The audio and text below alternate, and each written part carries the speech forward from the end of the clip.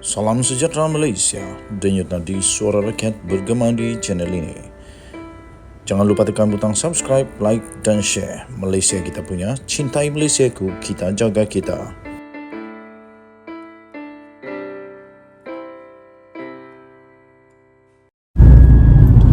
Salam sejahtera Malaysia, denyut nadi suara rakyat bergema di channel ini. Ini sesuatu yang amat mengejutkan dan baru saja diumumkan sebenarnya ya tuan-tuan dan puan-puan yang dihormati sekalian, berkenaan dengan calon Perdana Menteri. Rupa-rupanya memang sah PAS tidak akan mencalonkan Hadi Awang sebagai Perdana Menteri. Malahan itu telah dinafikan dengan keras oleh Taqiyuddin.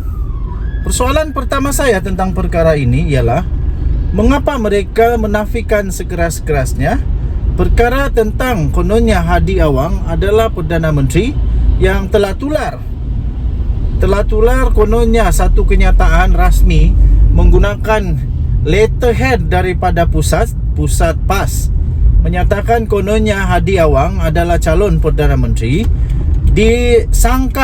dinafikan oleh PAS.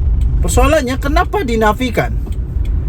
Adakah memang mereka tidak mahu Hadi Awang menjadi Perdana Menteri?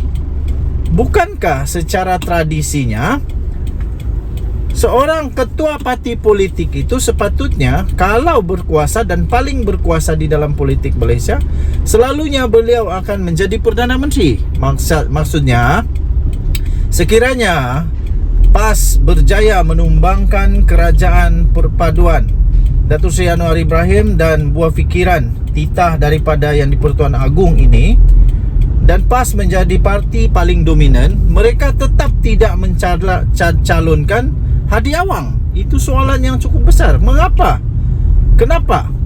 Adakah Hadi Awang memang tak layak untuk jadi Perdana Menteri?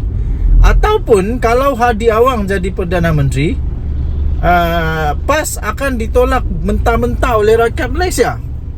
Ataupun memang PAS, pemimpin-pemimpin PAS tak mahu Hadi Awang jadi Perdana Menteri? Ini banyak persoalan boleh timbul daripada ini. Ini berkenaan dengan satu kenyataan media, kenyataan media yang kononnya sokong Abdul Hadi Awang sebagai Perdana Menteri adalah palsu.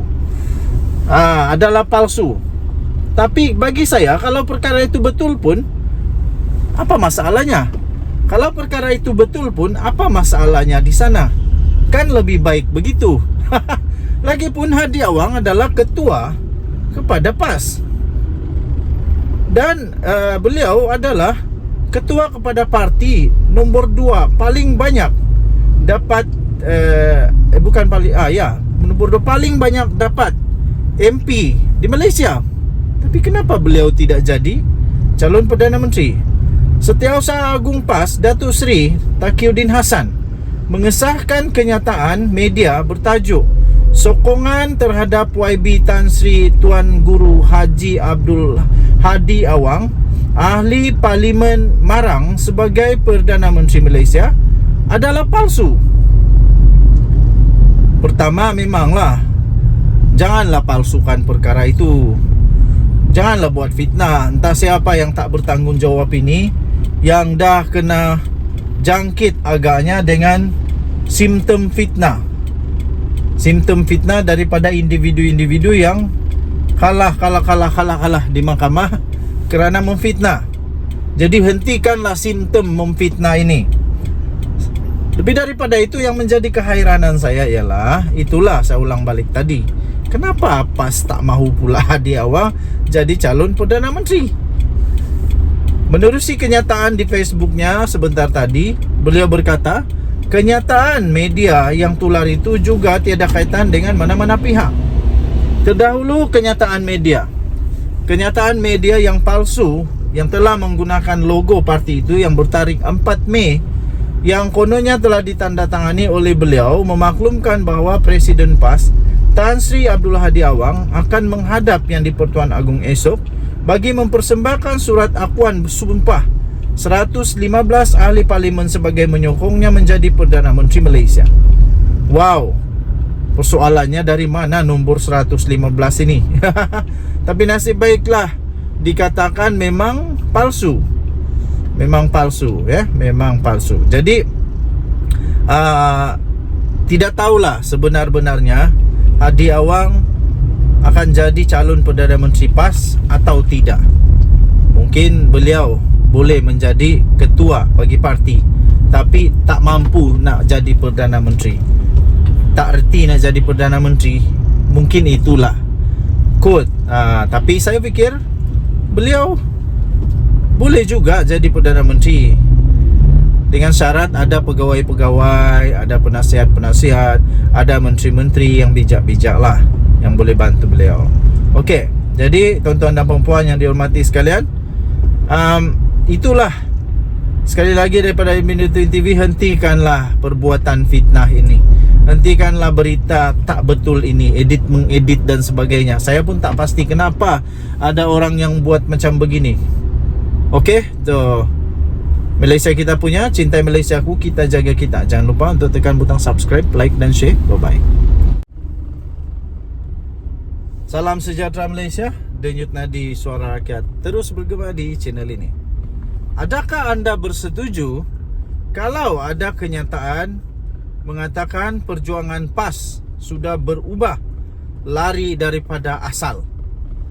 Makna kata begini, kalau dulu perjuangan PAS itu A, sekarang mungkin perjuangan itu sudah lari daripada landasan asal dan perjuangan mereka sudah jadi B, atau sudah jadi C, atau sudah jadi A, B, C, D.